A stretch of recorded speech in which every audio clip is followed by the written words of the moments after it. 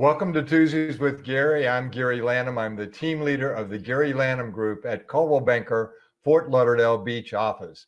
And today I bring you a special series of education based on what's going on in our environment. I've got my good friend, my dermatologist, Dr. Will Richardson, who's an MD, and he is a board certified dermatologist. And I invited him actually about 6 weeks ago to come on the program. And as you know, we've always dealt with doing real estate during the COVID era. And we've dealt with, how do you do photography? How do you do showings? How do you keep yourself safe? And serendipitous, I suppose, but we see a change in the number of COVID cases we have in Broward County now. And it coincided with the date that I asked Dr. Richardson to join me. And I've asked him to join to share his knowledge with you. And so we learn a little bit more about how to be safe during this environment. Please let me welcome Dr. Richardson. Hi, Gary. Thanks for having me on the show. It's great to be here with everybody watching today. Great to see you. Thanks for joining us. As we get started, Dr. Richardson, I just want to ask you how you're doing and how are you holding up with the COVID environment? Absolutely. Really great question. So, of course, the office closed for the initial 15 days that were required by the government. And during that time, I really did a lot of telemedicine, made myself available through the AMWell portal that we have on our website at naturadermatology.com, so patients could be seen at home, have their medications managed, or get any minor lesions checked that they wanted to get checked. And then we opened up part-time for the month of April, and then in May we ramped up to full-time, of course, once we were able to. And certainly what I'm seeing as a business owner and as a physician is that our numbers do fluctuate with the media.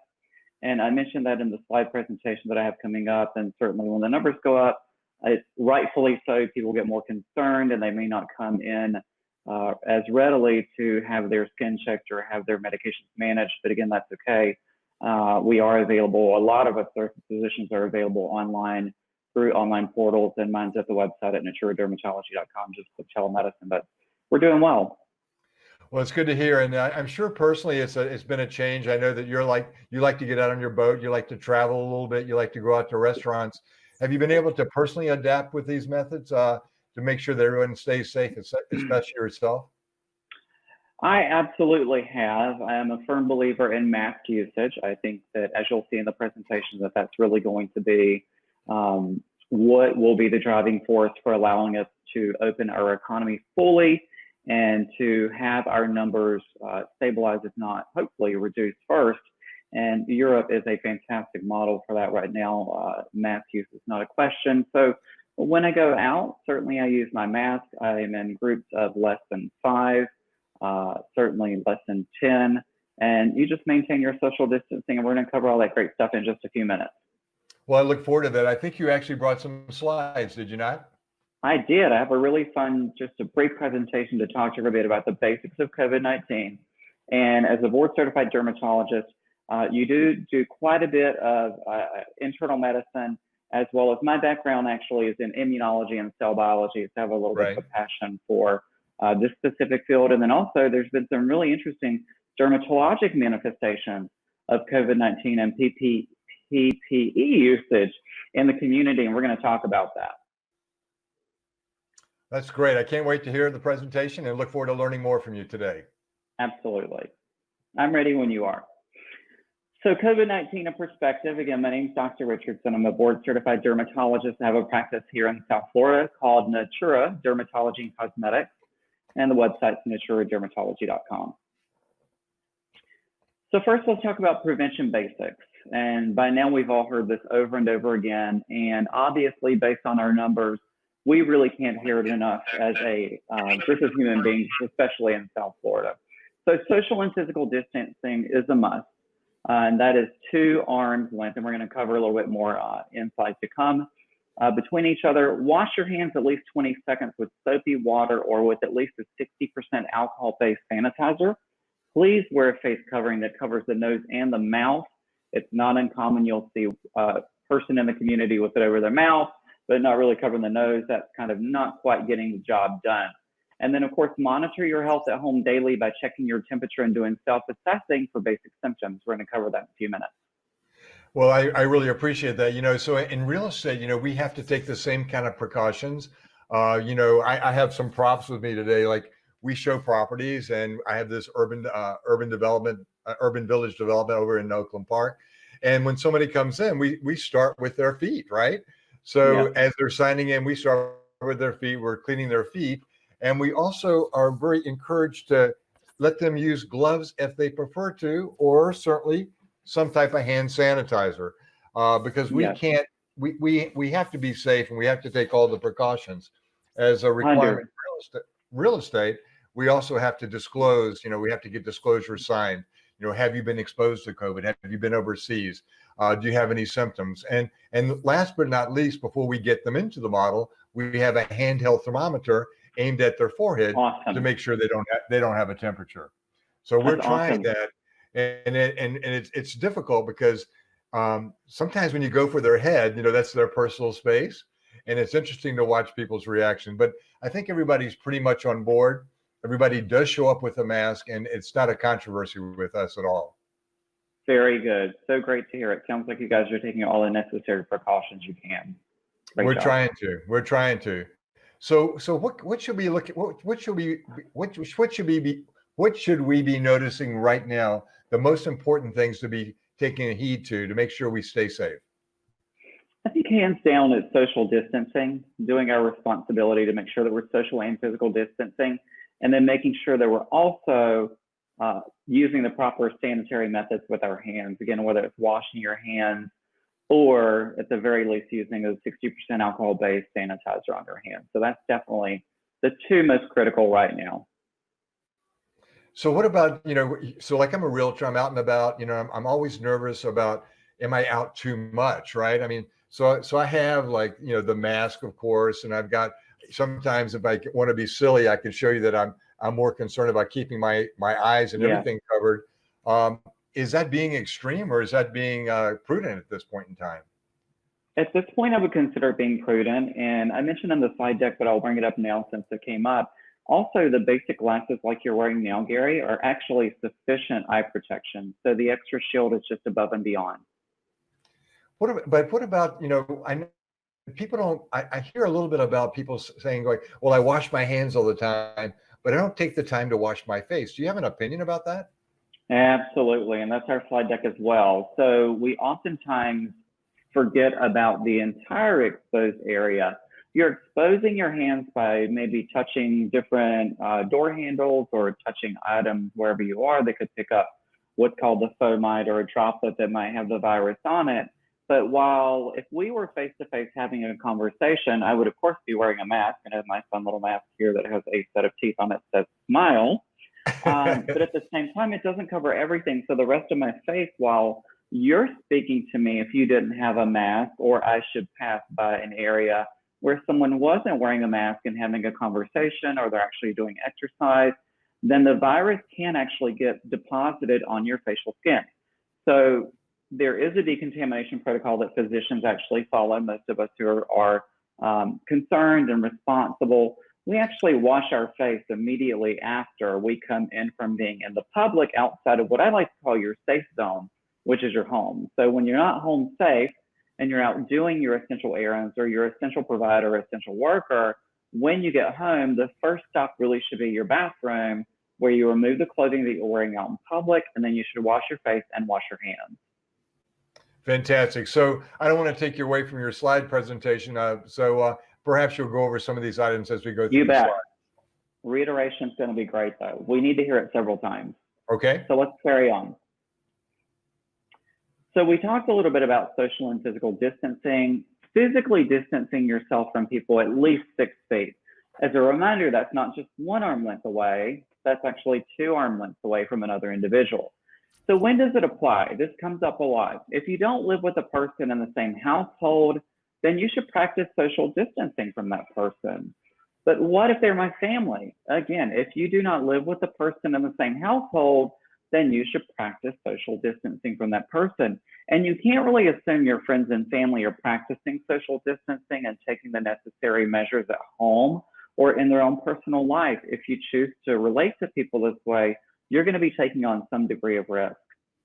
So I'm wondering, Dr. Richardson, if you have like an upcoming family event, would it be prudent to have every family member tested for isolate a couple of days before the event?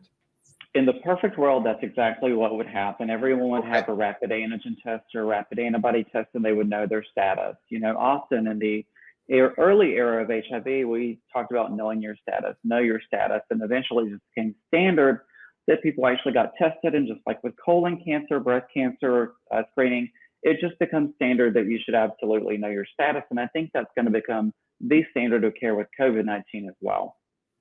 Do we have any kind of test on the horizon where, in my mind, I think, well, I would really like to know every day when I get up and go out to see a customer before I go out the door, am I safe to be in front of that customer? Yes.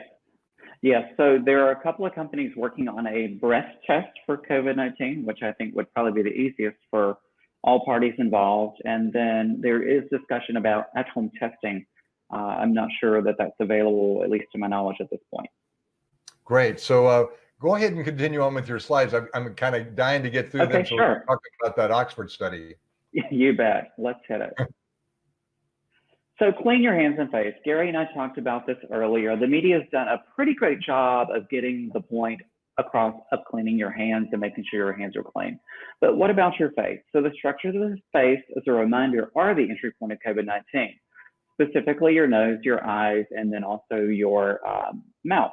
So when you're speaking to someone, as I mentioned earlier, without a mask on, or even with a mask on, some respiratory particles, depending on the type of fabric that your mask is made of, are being propelled through the air and onto the person with whom you're speaking with face. So when you later touch those exposed areas after you've departed from that conversation, you're back in your car, you're back in your office, you get a little scratch or itch on your forehead, and there's a particle of COVID-19 there, then you can actually transfer that then to your nose, mouth, or eyes. Got it. Got it. So we can't be too careful about that. So constant hand washing, how frequently should we be doing this? So hand washing should be done anytime you know that you're touching an object that is outside of your safe space, period. Use your sanitizer if you're unable to get to soap and water. For the face, I don't recommend using an astringent wipe throughout the day.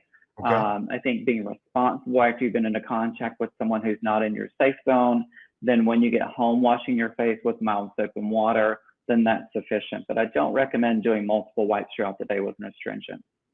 Great. So I know a lot of people are missing that we're naturally social beings. We want to be around people. We like people. We want to interact with people. And I know recently, like I've been asked to dinner, and I really limit around. I don't want to get sick. I don't want to make my customers sick. And so the question becomes like, okay, how can I share a meal with somebody? Well, do I even feel comfortable going to their house, which I probably don't, unless we're going to eat outside. But what about if you're invited to a party, you decide that they want to prepare some food for you to take away with it? Is that a safe thing to do, or should we be careful of that as well? So what you're asking is basically if I'm at a restaurant and there is some food that perhaps, or at a dinner and there's food to be taken away or leftovers, we call them in the South, is it safe to actually take it with you? Correct. Scientific theory would suggest that food could potentially be contaminated with respiratory droplets from whoever you've been in the environment with. So it kind of brings us back to the point of if you know the status of the people you're with and they've been responsible and been tested, then you could do that. It's better to err on the side of safety and assume that the food is contaminated and leave it there, to be quite honest. And that's really hard for me to do personally because I'm a Southern boy from North Carolina and I really hate leaving food on the table personally. But, in this day and time, I think that there's going to be a lot of discomfort in that maybe one area for people who are really conscious about the importance of food and the scarcity of food for other communities, that it might be one area of discomfort you're going to have to push through during this time. Great. So I know the media is really telling us all about what's going on, and we see what's happening in Miami, and I hear the news about Gilead Sciences and shipping remdesivir and the positive effect that's having. Do you have some data on what we can expect to see in the next couple of weeks, next couple of months? So remdesivir, I think, is going to be one plausible treatment. I think that our hat still continues to hang on the vaccine. and having a viable vaccine, which there are people who are announcing now that they have vaccines that are providing up to, I think it's 56 days of immunity, which is absolutely better than nothing in this case. Right. And they're able to produce those vaccines on large scale. But otherwise, it really is up to us. And if ever there's been a time where the future of medicine is in the hands of the entire general population, it's now during COVID-19 and a pandemic, because if we all follow the appropriate measures, we wash our hands, we get tested regularly, we wear our face coverings, and we, just be responsible for our health and do our own self-monitoring, then that's going to allow us to have a bigger impact than depending on medications and vaccines. Well, before we get to your slides, I just want to kind of ask you a practical question. So you're still seeing patients, and so I'm sure patients, I'm not as paranoid as some, but I'm a little bit paranoid. I want to go see you, I want to be taken care of. What kind of precautions are you taking so that I feel safe when I come to see you? Well, kind of like you mentioned, actually, in the office, just like with your real estate showing, we actually check your temperature on check-in with the contactless thermometer. We do basic screening. We allow you the opportunity to actually sit in your car, and we'll call you if you're not comfortable being inside of the office environment. We space all of our chairs. We place signs on the floor to mark social distancing for 6 feet. We offer you, of course, masks are required. That's just a given. And then the other opportunity that we have in my office, personally, I have the luxury of having a space where there's a private entry door to the major exam room and procedure room, such that the patients who are really concerned or they're a high-risk patient, we can let them know to wait in their car or call us on arrival, and we can let them directly into the private care space. Fantastic. So there's safety all around, so nobody really has to worry about that. Yes. Excellent, excellent. Can we get back to your slide presentation then? Absolutely. So face covering. So the verdict's clear about the face coverings. They are our best hope to preventing the transmission of COVID-19. The covering must cover the nose and mouth. There's only been the one reported case that I'm aware of transmission through the eyes in the media, and that was a gentleman who traveled on a plane and didn't wear a face shield. Face shields are an added layer of protection, but just as a reminder, so are very inexpensive clear lens glasses. Just we call them designer for show that you can pick up even at the drugstores. They can be just as stylish, or if not more stylish than the shield, and a lot more economical given the recent gouging of cost of PPE. So I can imagine that people should be more careful when they're. Where's the best place to buy that kind of stuff? Because do they get it through Amazon? I mean, I get a push on my phone as far as, you want PPE mask, right? There are a dime a dozen right now. I mean, if you just Google PPE, there's somebody that will pop up that has a strong ad presence. Amazon certainly is an opportunity. Being in the healthcare industry, we actually offer those. I've even been to some of my favorite sushi restaurants, and I've seen them actually have PPE in their store now. Okay, so you can actually go there. Who knows? It's popping up everywhere, but it's readily accessible. But just remember this: the medical grade PPE, the general consumer should reserve for our frontline medical workers, and certainly just be responsible. And wear a face covering. Again, even for my own personal outing, I've got this simple little, fabric that my neighbor gave me, and it's just a cloth, and it's a 2-liter loop mask, and it fits over the nose and mouth. And as long as you have something over your face, you're reducing transmission. So I got a question about that too. I mean, when we had the lockdown in March, like I'm a big gym rat, right? I love going to the gym, and I go to a private gym, and there's a lot of safety involved in going back to the gym, and which everybody insists on. But before the gyms were even allowed to be reopened, I decided I was going to take the chance. There wasn't as much traffic outside. I'd get a bicycle. I'd start riding a bike.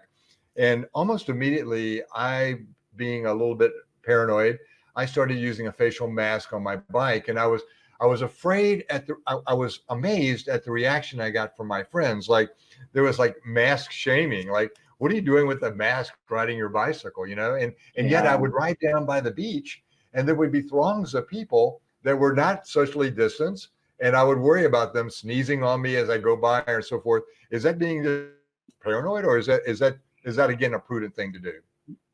I think at this point, if you're comfortable doing that and taking the extra measures, it's actually quite prudent to do. Okay, excellent, excellent. So, let's see your slide deck again. Let's see where we are. Okay, all right, let's take a look. So we want to make sure, again, one of the final steps that you can do is monitor yourself at home. I'm still really amazed at how many people do not get tested. And this is just so critical right now because unless you know your status and at any given moment, you're a potential person who can transmit the disease because there is asymptomatic presence of the disease in the community. So my recommendation is just to continue to go to the Center for Disease Control and Prevention for local guidance. You can Google anything and you'll see a lot of different things come up. But again, the cdc.gov is a reliable space that you can look at. You can always go to and rely on up-to-date information. And it's written really in a very understandable layman's terms. So it's very easy for anyone to understand. They've got some great little cartoon videos and everything. So basic symptoms, what are you looking for? I was talking with my sister last night who she's watching, and she said, well, gosh, it could be anything. To some degree, maybe, but a fever, cough, shortness of breath, fatigue, body ache, specifically loss of taste or smell, really important, headache, nausea, diarrhea, vomiting, and congestion. So basically any flu-like symptoms with a shortness of breath. If you develop those symptoms, you should consider getting tested, or at the very least, you should quarantine yourself for 14 days. Also, we know that skin rashes, because the immune reaction against COVID-19 is very brisk, and that's one of the things that's making it so challenging to control and treat. You should get exacerbation of skin diseases because a lot of our skin diseases are mediated by our immune system. So I noticed that in the media it's talked about, children's feet and exacerbation of lacerations on their feet. Is that, I guess that's a dermatology problem from COVID, right? It actually is. So there are some skin rashes specifically in kids that we're noticing with COVID-19 that can pop up. That they resemble something called Kawasaki's disease, but in this case, we think it's a separate entity. So where are we going? What does the data look like? What can we expect next? I think I have a slide in the deck coming up that talks about that specifically for Florida. I think that if everyone really grasped onto the concept that at the very least we have to wear a mask, especially when we know that social distancing is not possible and avoiding gatherings of 10 or more individuals. You've got to wear a mask. Whatever the case may be, you've got to get some form of covering that covers your nose and your mouth. And if we start to do that, our numbers will trend back down. And we have evidence when we get to the graph in the slide deck that showed when everyone was taking this more seriously and there was less gathering, we actually are impacting our number and flattening the curve. But now that we're starting to do a mass reopening, there's a lot more controversy, a lot more impatience with using the mask shaming, as you mentioned. That's Right. where we're going to run into some issues with getting the disease numbers under control. Chatachi, do you have that slide that shows the trend data? There we go. So here's Florida's trend. And unfortunately, right now, Miami, their hospital ICU bed is at 130% capacity. I saw recently, just last night, ours in Broward County is at 90% capacity. And basically what you see here is that in March, right about in the first little slump area, was when we were first aware of the disease. Everyone was taking it very seriously for the most part. And then what happened is basically we decided that we would do some reopening. We had a couple of holidays. Memorial Day came through, Father's Day came through, the 4th of July came through. And this is kind of the impact of where we are now. We're seeing basically the brunt of everything that happened on July 4th. We're seeing the numbers evolve now. So we know that on July 4th, if you follow social media or general media that's televised, you'll see that there are a lot of places just did not follow the rules. So we're really basically seeing like a 14-day lag from the holiday to actually see a new expression of the cases then, right? Yes, sir. Absolutely. Okay. So another word to the wise, social distance. Well, we have to open our businesses. We have to keep the economy going. How do we keep thriving in this kind of environment and stay safe?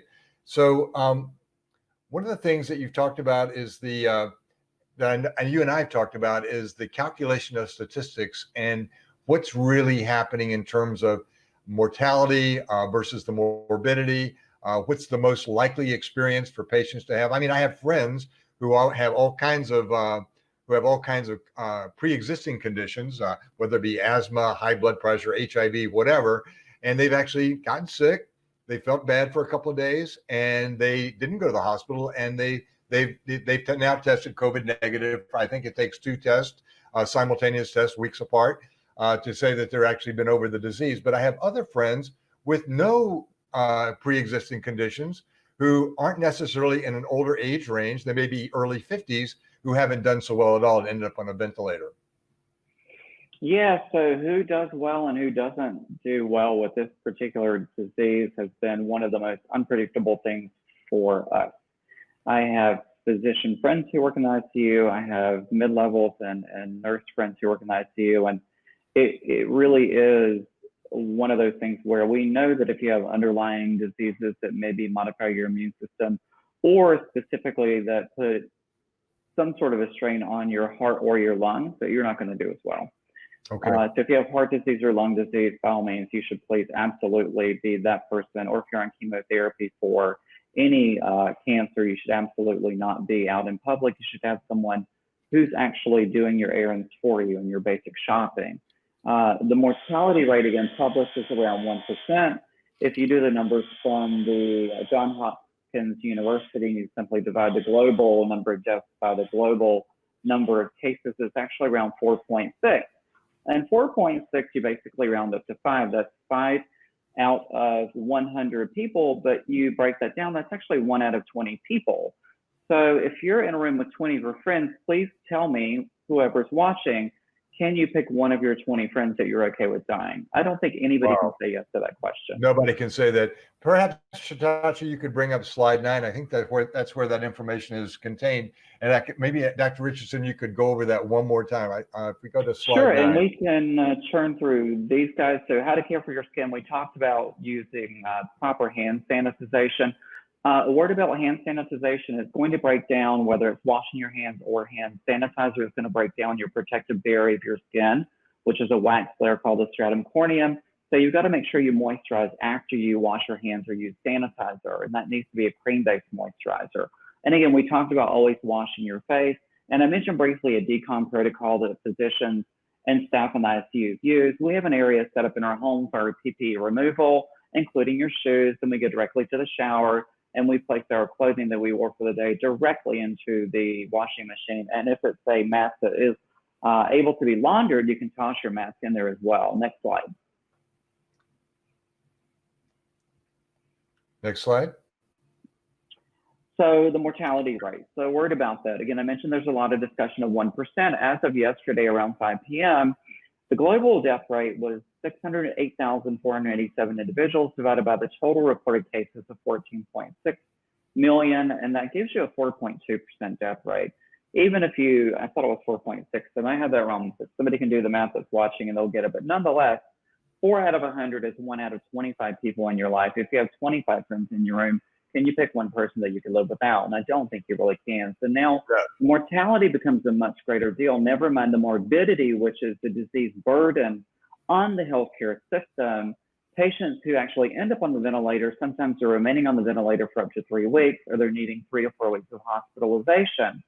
Well, the disease manifestation can take up to 2 weeks. So now we've got overlapping of new cases with cases that are already in the hospital. And this is where we're going to see a major issue over the next 30 days if we don't take heed and start wearing masks and begin to really flatten the curve, especially here in South Florida. So you have a lot of friends that are in the healthcare business, and a lot of them are obviously seeing these COVID patients. I mean, is the system, how do they feel about this? Are they able to take this? I mean, this has got to be a lot of stress.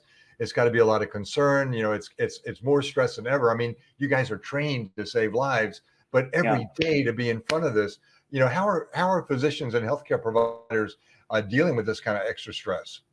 I'm a member of a couple of the private COVID-19 physician groups, and to hear some of the stories of how individuals who work in the ICUs or maybe even the emergency rooms literally have not physically been in contact with their children or with their wives or with their husbands literally since this pandemic started, because they take it that seriously and they refuse to be the person who infects their family member. So there certainly is an increase in depression right now among physicians and healthcare providers, because this is not something that we're used to. Physicians actually are very compassionate human beings. We give our entire lives to becoming physicians and caring for individuals. So to actually see your patients dying is a tremendous amount of psychiatric burden for us. We're not used to letting that happen, and now we're literally having to let that happen because we don't have the medications, we don't have the necessary protocols in place. Right. So I'm sure it's a stressful time for everybody, and I can only imagine what it's like for physicians. I mean, I've heard that some hospitals are actually even, if they come in through the ER, they're shipping them off to another hospital because they don't want that kind of exposure in their hospitalization. And of course that may be good because then the hospital that's treating COVID becomes the expert at treating COVID, and they know what to look for and all signs and manifestations. But it's another way of triage, I guess, to make sure that Yes, the patients, the sickest patients, get to the right place. that's correct. So we've talked a lot about the situation and how people deal with it, but there is some hope on the horizon. You know, I love the fact that we have all this in America. We have Yankee ingenuity, right? And we have people that are really trying their best to help people stay alive, stay healthy, and so forth. And I know there's a lot of preliminary data coming in on vaccine data. And in particular, there's a study that's being done with the Oxford group at the Oxford University where they're talking about a vaccine. Are you familiar with that? And have you seen the data that they're entering? Are you aware that they're entering a phase 3? And how does one get into that phase 3 study? Yep. So that specific study, I read so many studies, I'm not sure that I'm going to be able to exactly tell you the one, but I mentioned it earlier. The best study that I've read yet is a study showing that you can produce antibodies for up to 56 days to fight off COVID-19. And that's pretty good because now we end up in a cycle perhaps every 60 days where you have to go back for an immune booster, just like you have to go for a tetanus diphtheria booster when you are at a certain age as well. So phase 3 study, I'd have to pull this up because I don't do clinical trials, but at that point they've proven safety, and at that point I'm pretty sure they're proving efficacy. So that's the division in those different phases. I'd have to double check that one. Thank you. As I recall, it's it's an AstraZeneca has bid on the vaccine production, which is not necessarily a major player in pharmaceuticals, but they do have some vaccines, and that they step to the line. And apparently, this is the Oxford researcher. I think she started off as a mom and a mom of 3 people, and now she's become this major research scientist where she has a staff of 250. And they're getting ready to enter that phase 3 trial. But that's not the only one. I mean, Moderna has another product. And I just last night was talking to a friend of mine that I grew up with, who's a PharmD and also an MBA. And she does the final studies when drug companies take them to the FDA for approval. And we were talking about the issue of having antibodies to COVID and whether or not the antibodies would last. And she made an interesting point to me because if some of the studies have suggested that the antibody immunity is limited or has a limited time frame, that perhaps a vaccine could accentuate another part of the immune response, which might be the cytokine, for example, the cytokine response, which essentially would keep the patient healthy regardless. Yes. So this is a part that, as someone who's studied immunology at UNC Chapel Hill, it's just a little bit baffling for me. So typically, to give you an idea, you're vaccinated as an infant against a number of different diseases.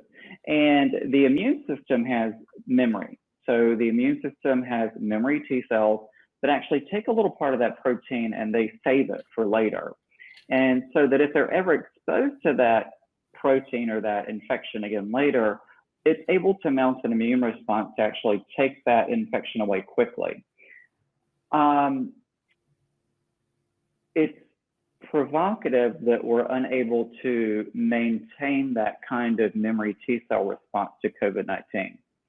And I think that because we're only, 180 days into the specific disease, maybe at best, that it's not unusual for us to not know everything. But as a scientist, I can tell you that that's a little concerning that we're unable to maintain lifelong immunity once exposed to an antigen, because typically that is the case with other infections that we come into contact with that we can immunize against, so that we're able to do a vaccine and but not maintain the antibody response is a little concerning, and I think time will tell. Right, and you touch upon another subject I think is really good. The MMD, like I was reading about the measles, mumps, and diphtheria booster, right? Yeah. As a way to maybe kind of bolster the immune system in a different way, so that if it is exposed to COVID, that the body is as a ready defense is ready to fight it. Yes, so essentially that's called polyclonal T cell activation. So when you turn on the immune system to fight one infection, it's kind of a normal response for it to, I'm going to use the term accidentally, but I'm sure evolutionarily has a purpose. Accidentally, it's going to produce antibodies against the other types of proteins that it has hidden and stored away as well. So that would be a wonderful avenue, which is almost like donating your plasma. You're giving antibodies that are in your system within that time period, if you're able to use, so that those antibodies can coat the COVID-19 infection, your immune system can take it away. Dr. Richardson, you've been full of knowledge, and thank you so much for joining us today and for being so informative for us and giving us an educational background and understanding so that we can feel a little better about going on with our lives as long as we do it safely. Yes. I want to, before we close, I want to talk a little bit about a project where we are taking precautions to show. It's a project of new construction. It's in Oakland Park. It's called Urban Village. I believe we have a little slide run for that.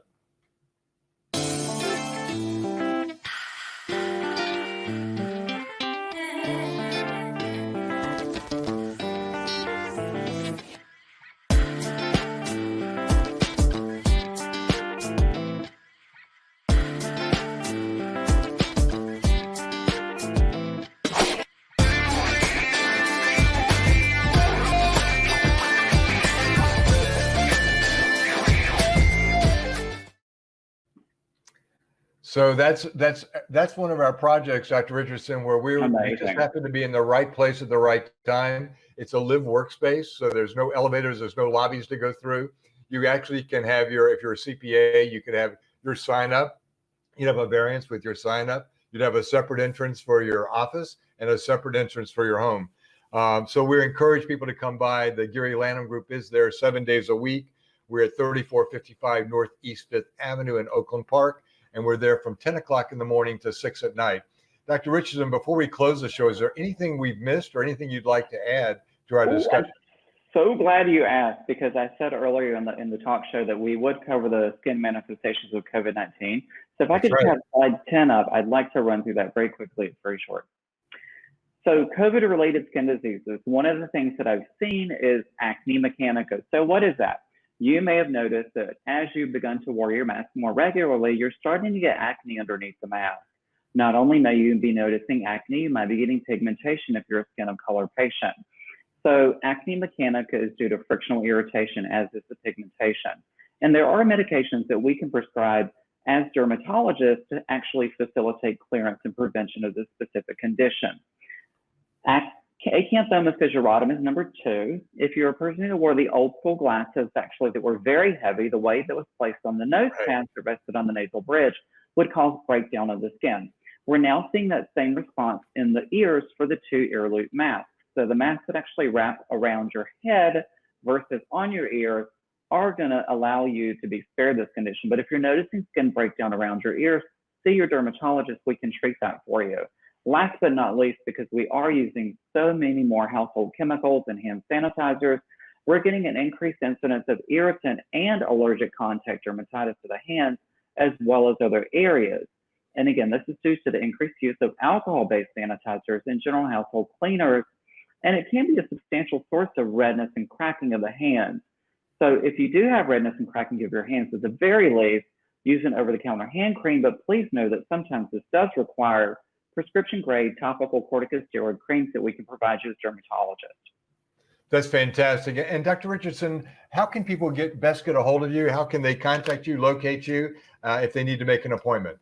Absolutely. So my website is naturadermatology.com, and we have a contact us button through there. Also, Natura Dermatology, N-A-T-U-R-A, figure out which way to turn here, is also on Facebook and social media.